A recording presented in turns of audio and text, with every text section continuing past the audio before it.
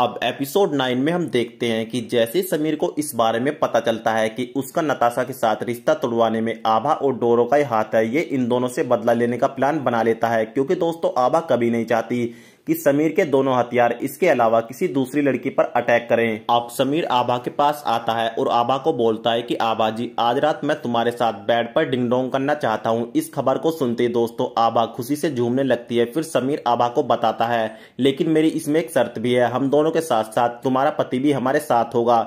हो सकता है कि हम दोनों को करता देखकर तुम्हारे पति का भी औजार उफान मारने लगे और वो तुमको आगे से ठंडा करने लगे।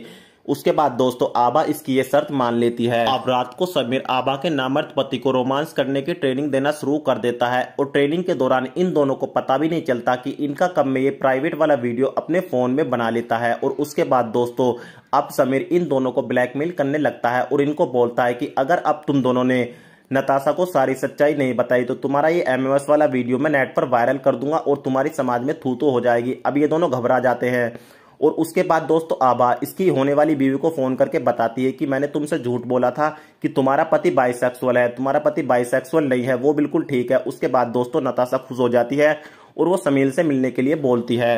अब नताशा दौड़ी हुई समीर के पास आती है और समीर के साथ सारी रात डिंग डोंग करती हुई दिखाई जाती है। अब नताशा अगले दिन समीर को अपनी माँ से मिलाने के लिए अपने घर लेकर आती है। तो यहाँ पर पता चलता है कि इसकी माँ जो होती है मुंबई की एक बहुत बड़ी डॉन होती है, जिसको देखते ही इन दोनों की पैंट गीली हो जाती है। अब दोस्तों इसकी माँ जो होती है एक अलग ही स्टेटस और स्वैग में यहाँ पर आती है और इसको बोलती है कि ऐसा तेरे अंदर क्या है जो मेरी बेटी तुझसे शादी करना चाहती है। तो नताशा अपनी माँ को बोलती है कि माँ बात ऐसी है, तुमको तो पता है कि मेरी भी आगे वाली दो हैं और इसके भी दो हैं। इस खबर को सुनते ही दोस्तों इसकी माँ खुश हो जाती है। फिर इसको वार्निंग भी देती है कि शादी के बाद अगर तूने मेरी उंगली को परेशान करने की कोशिश की तो मैं तेरी सारी उंगलियां काट दूंगी।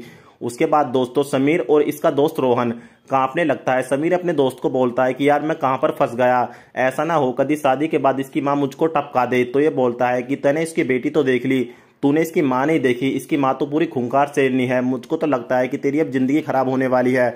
उसके बाद दोस्तों वेब सीरीज का एपिसोड नंबर 9 भी यहीं पर समाप्त हो जाता है। तो एपिसोड नंबर 10 यानी फाइनल स्टोरी भी जानने के लिए चैनल को सब्सक्राइब करके बेल आइकन जरूर दबाएं।